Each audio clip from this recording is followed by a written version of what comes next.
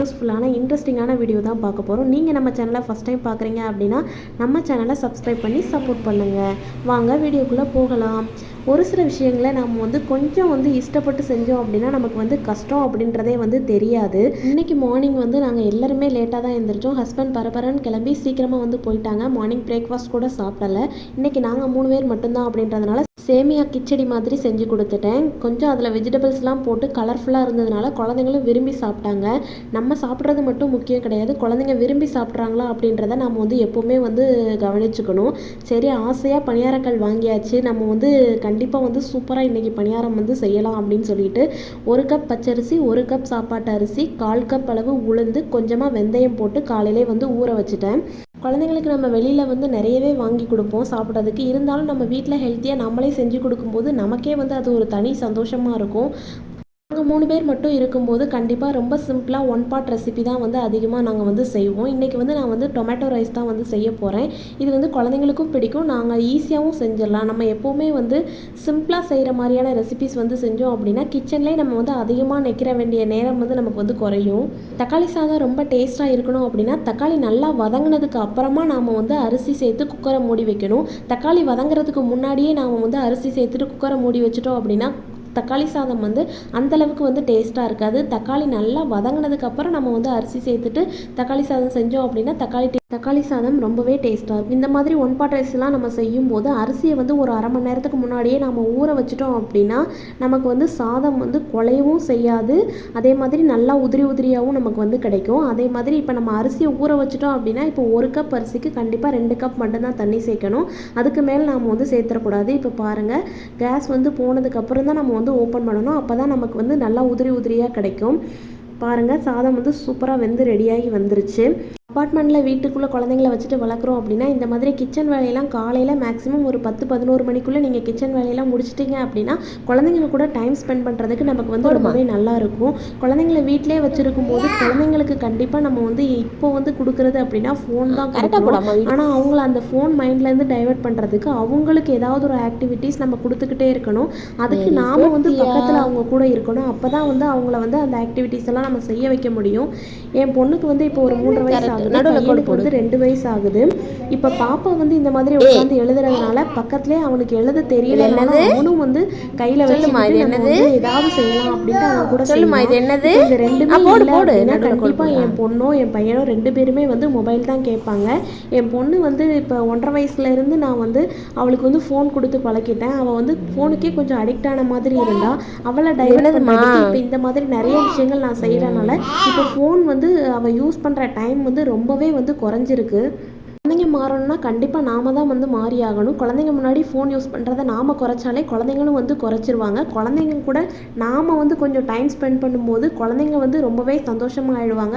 வீட்டுக்குள்ளே வச்சுருக்குறோம், வெளியில் அவுட்டிங் நம்ம தினமுமே அவங்கள கூட்டு போக முடியல அப்படின்ற சூழ்நிலை வரும்போது அவங்களுக்கு வீட்டுக்குள்ளே நம்ம என்ன மாதிரியெல்லாம் ஆக்டிவிட்டீஸ் கொடுக்கலாம், அதுக்கு நம்ம அவங்க கூட எவ்வளோ நேரம் ஸ்பெண்ட் பண்ணணுன்றது ரொம்பவே முக்கியம். அதனால் இந்த மாதிரி கிச்சன் வேலை, இந்த மாதிரி ஸ்கூலுக்கு போகாத குழந்தைங்களை நம்ம வீட்டில் வச்சுருந்தோம் அப்படின்னா கிச்சன் வேலையெல்லாம் கொஞ்சம் சீக்கிரமே முடிச்சுட்டு அவங்க கூட நாம் கொஞ்சம் டைம் ஸ்பெண்ட் பண்ணுற மாதிரி இருந்தது அப்படின்னா கண்டிப்பாக அவங்க மைண்டையும் நம்ம ரெஃப்ரெஷ்ஷாக வச்சுருக்கலாம்.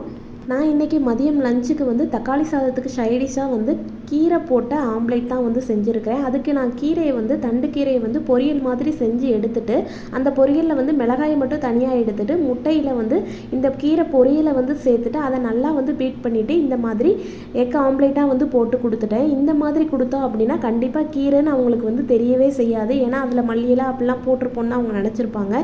கீரையோட ஸ்மெல்லும் அந்தளவுக்கு நமக்கு தெரியாது. குழந்தைங்க இந்த மாதிரி நான் கீரை பொரியலாக கொடுத்தேன்னா அவங்க சாப்பிட மாட்டாங்க. ஆனால் இப்போ ரொம்ப நாளாகவே நான் இந்த மெத்தட் தான் ட்ரை பண்ணுறேன். இப்படி கொடுத்தோம் அப்படின்னா கண்டிப்பாக அது கீரைன்னு அவங்களுக்கு தெரியாது. அவங்களும் ஆம்லேட் நினச்சிட்டு சாப்பிட்ருவாங்க. இப்போ கொஞ்ச நாளாக நான் இதை தான் ஃபாலோ பண்ணிக்கிட்டு இருக்கேன். மதியம் லஞ்சு முடிச்சுட்டு ஈவினிங் நான் காலையில் ஊற வச்சுருந்த அரிசியை இப்போ நான் நல்லா மிக்சியில் சேர்த்துட்டு அரைச்சி எடுத்துக்க போகிறேன். நம்ம ஃப்ரெஷ்ஷாக குழிப்பணியாரம் செய்யலாம். அரிசியில் தண்ணி ரொம்பவே சேர்க்காம இந்த மாதிரி பதத்தில் நல்லா அரைச்சி எடுத்துக்கோங்க. இப்போ நான் இதில் கொஞ்சமாக தான் மாவு நான் அரைச்சதே கொஞ்சம் தான், அதில் கொஞ்சம் மாவு மட்டும் நான் எடுத்துகிட்டு செய்ய போகிறேன்.